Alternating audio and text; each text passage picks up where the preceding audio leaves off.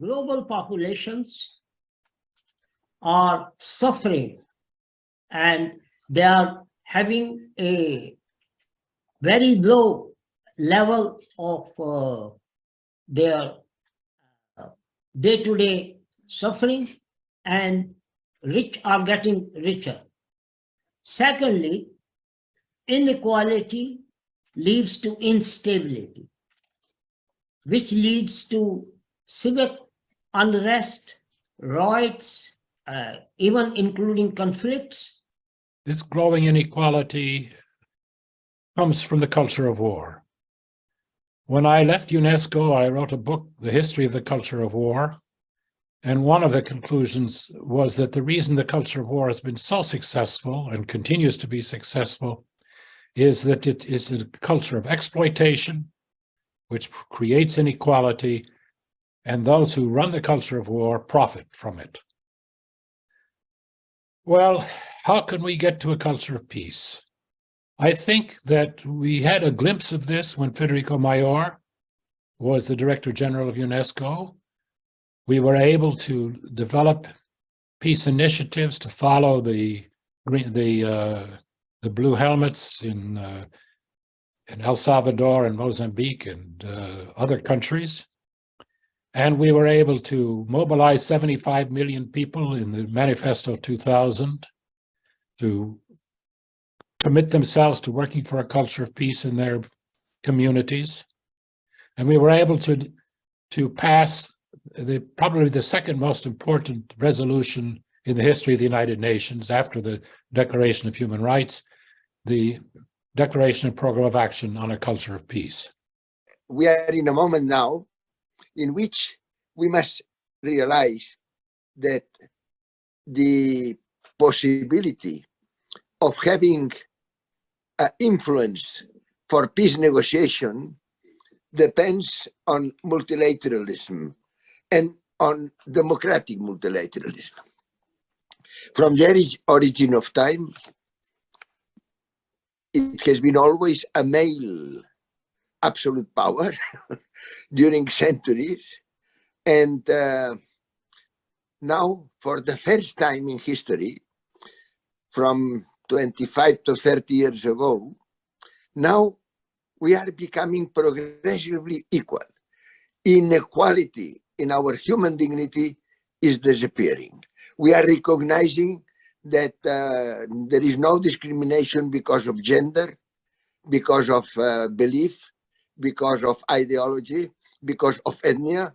No, now all human beings equal in dignity. At this moment, we can start thinking that perhaps, yes, perhaps democratic multilateralism now can come in action, because we are equal in dignity, but at the same time we can speak, we can express ourselves because of the digital technology, and therefore we have the most important aspect in order to solve the problems is multilateral democratic system is based in equality and is based, that is very important, in mediation, in negotiation, in speaking. Until now, we were unable to do this. When the Charter of the United Nations says that we the peoples, we have resolved to save the succeeding generations from the scourge of war. At this moment, we must realize that this was not true, because the people did not exist. 90% of humanity was being born, living and dying in some square kilometers, and they were unable to participate, and they were unable to express themselves. Now we can. For the first time, now we can. And we must. Now we must realize that the United Nations was a fantastic design of multilateralism, because Roosevelt not only had this group for realizing this very, very good design, but also his wife, and to appoint one woman at this moment was very rare. Then his wife was the chair of the Commission for the Human Rights.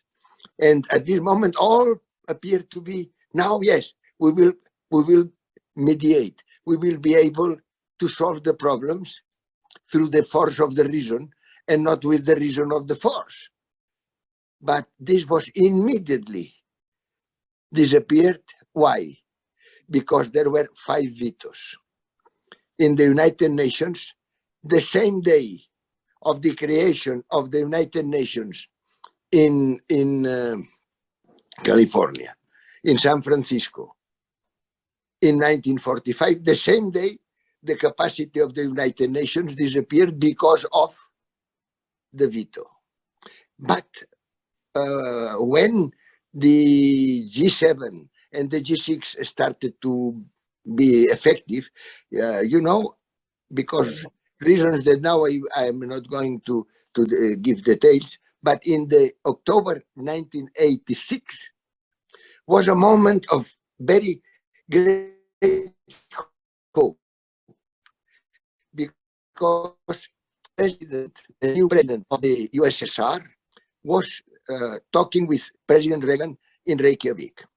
And he said, now the USSR is going to disappear and a Commonwealth of independent states will be created. Now the reunification of Germany will take place because the wall of Berlin will disappear. But now I am coming here, Mr. President, because we must finish with the nuclear war, because this was terrible, and this is terrible today. We can destroy the planet as a whole. We can kill all the persons, including the next generation. What is this? Why we are in this position? Because we have nuclear armament. And what was asking Gorbachev to Reagan was the complete elimination of nuclear armament. At this moment, United States had 17,000 bombs and the weapons, and the USSR 17,000 as well. And at the end of the day, they arrived to have only 6 and 6. And at this moment, Mr. Reagan said, now, because of reasons of global security, I cannot go further. At this moment, at the end of the day, they had from 17 to 6, there was a reduction in the nuclear power, but the danger was there. And then was when Mr. Gorbachev asked the President Reagan to consult with the high military group in the Pentagon. And the next day he said, no, because of reasons of global security, I must have this amount of money, this amount of bombs. I am telling this because it was a moment of very big hope. But what happened? What happened is that what Eisenhower has already said in 1961 is that the real power in the United States was, he said, the bioindustrial, the Bellic industrial group, the group military industrial complex. Yeah, exactly. Yes, and then therefore, what I would like to tell is that now we were without. With the G7 is a supremacist plutocratic group that is now the governance in the world, and is intolerable this. But we had at least, we said, well, we had the European Union. In European Union, we can talk about democratic aspects. We can go further in and what has happened? What has happened that now, what is the partner? What is the person that must have relations with Putin in the war of Ukraine? Is not the European Union. As you know, is a military group that is the NATO, is North Atlantic. North Atlantic is now is everywhere, but is North Atlantic military group. And this is the problem. The problem is that G7 represents the European Union, and that is a military group that is leading and is in contact with Russia. We must, and this is my concrete proposal, now we can intervene. Now we can express ourselves. Now movements like this one, like yours, now we can say, no, we the peoples, now we the peoples have voice. Now we the peoples can participate. Now we the peoples can say that enough is enough. And we must ask very rapidly as a collective popular movement to say that the world now in which there is no more differences, there is no more discrimination, we are all equal in dignity and we have voice and we can express ourselves. Now we must say, we the peoples, we have resolved to save the succeeding generations from the scourge of the war. And now we can participate. And now we can ask rapidly the United Nations to take out the veto of the 5 winners of the one war that ended 75 years ago. And we can ask immediately the European Union to take out this stupid thing of the la majorité. It is necessary, as you know, the unanimity now in the European Union. It has been introduced in the European Union. To take decisions must have unanimity.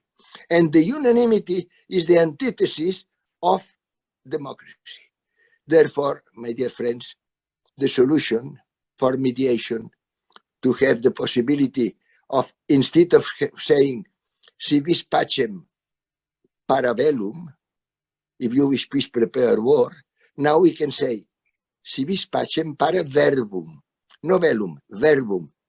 Now we can, and we must mediate, and we must have the power of having these institutions as the European Union that take decisions in a democratic way and not in this position of the antithesis of democracy that is the unanimity.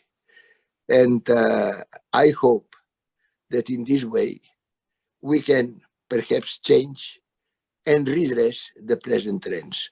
Otherwise, the present trends are plutocratic.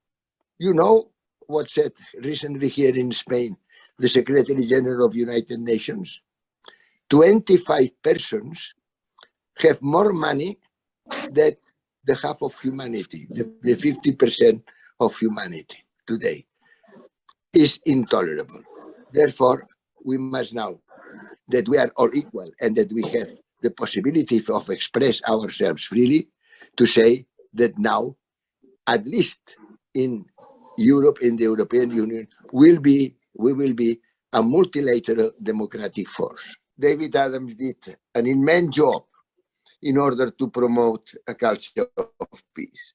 But once more, we must realize that the culture of peace was against directly the present plutocratic and supremacist governance of the G7, G8, and at this moment we were always. I remember when I was in UNESCO, I never had the support of the G7, and when I left UNESCO, also immediately the culture of peace was not promoted as I thought that we should do. Therefore, I think that now that we can, because at this moment was very difficult.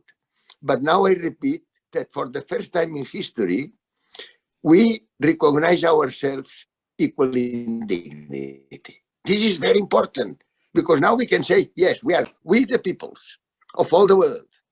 And all these peoples now must support the first phrase of the Charter of the United Nations that says, we the peoples have resolved to save the succeeding generations from the scourge of the war.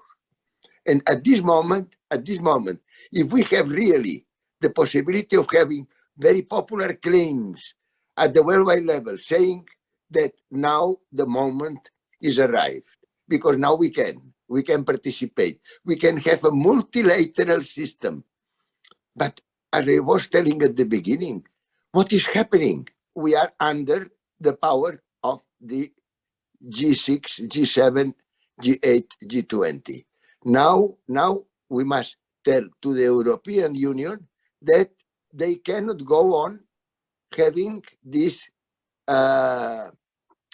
unanimity. Unanimity is the antithesis of democracy, and that the European Union now must really become an important group and force at the worldwide level. The point is that we know now, we know it, yeah, that we will not be able to commit to the goals and targets set for 2030. It's not possible. The temperature increase will be higher. We are emitting around 42 gigatons of carbon dioxide every year. What was calculated that we could still expel, as far as I know, and correct me if I'm wrong, was that we would have at the most 400 gigatons of carbon dioxide in the air before the 1.5 Celsius degree limit is broken, which implies that, you know, this implies that if we spend 42 gigatons per year and we have 400 gigatons left, in order to not to increase the temperature of the atmosphere by more than 1.5 degrees, then we have less than 10 years left, which is the case. So maybe we have now 7 years, but I would say that even that is uncertain, because climate change is not linear, but chaotic and exponential. And we have situations that, for example, are worsening quickly. All the Mediterranean area is heating up 2 degrees Celsius more than the average increase of temperature around the Mediterranean area. And we don't know what the effects are. We also know that we cannot stop climate change as such. What we can change, the only thing we can change, is our attitudes. So it's human behavior. And this implies that as 10% of humankind is using 90% of the energy of planet Earth, this 10%, not the 90% of people, but this 10% of people are the ones who could, let's say, improve the situation by simply drastically stopping their consumption. Because if 90% of the people on planet Earth can live the way they live, there is, in my understanding, little reason to state that the other 10% cannot do the same. I guess they can do the same. And this implies that these 10% would not consume 90% of the energy of planet Earth. But, you know, that 10% of the 100%, which we estimate is the lower consumption, yeah, of the 90%. Which implies that it's all down to the change of attitudes. And I don't see that social policies, and Burcu Eke Schneider is, for example, pointing at them. She's saying that we need transformation. And transformation is a complex issue. It's a complex program that needs to be understood in terms of culture, transformation in social terms, in economics. So it's in terms of industrial policies, it's in terms, obviously, of peace. And for that, we need to increase cooperation. And in order to increase cooperation, we have to drop drastically the numbers of interpersonal violence. It's not just war. Sexual abuse is raving around the globe. And sexual abuse and rape are by far the most, let's say, deeply disturbing, psychically speaking, causes of trauma, and also the most popular. There is huge numbers of rape and sexual abuse on planet Earth, and this disrupts cooperation. So we have to address what I call, this is what I publish about, the entire system of violence. And we have to address it all at once, in one go. We cannot address it partially. So we cannot fight terrorism because the system of violence is there in a proportion. There are mathematical paradigms below the system of violence, and we must know them. So we must fight violence at once, all of it, and increase cooperation. And I think that what Burcu says is very valuable in this sense, that we need a culture of transformation. And we can say that we did an experiment here in Germany for the last 3 months. And in this experiment, we managed to set up 2 exhibitions for peace. We are now about 40 artists and social sciences, scientists, and peace mediators. We are working steadily. We got the support of some politicians. We got the support of some industrial people. We got the support of the press. Normally, we expected to be attacked as Putinists. We were not attacked as Putinists. We were respected. So far, we've done well. And what we've created is a huge amount of work in terms of communicating with people in the street. We have created a lot of events to which the general public attended. And we had, for example, school classes coming in. We did cinema projects, we did filming, we did, you know, a huge amount. We have a large program, it's online, anybody can watch it and see it. And this all worked. And I think that this kind of personal initiative in the street is what can bring change. This is at least the experience we do in Germany. We hope it encourages other people to try other things else, you know, in other places. Thank you. I appreciate your tireless efforts to build peace in the world. And if you are passionate about it, reflect on the evening, what we have been saying and doing. So now let me say that today, private citizens have more power to do public good than ever before because of the power of internet and campaigning. NGOs as a global movement in developed and developing countries. Our strength is in building citizen power by which we can shape our destinies and the future of the world. All of us, remember, have the power to change the world. Because everyone is a power in itself. One voice can make an impact. One brick helps build a home. One candle lights the room. And one smile conquers the world. So the power of one leads towards unity, and all of us have the power to change the world.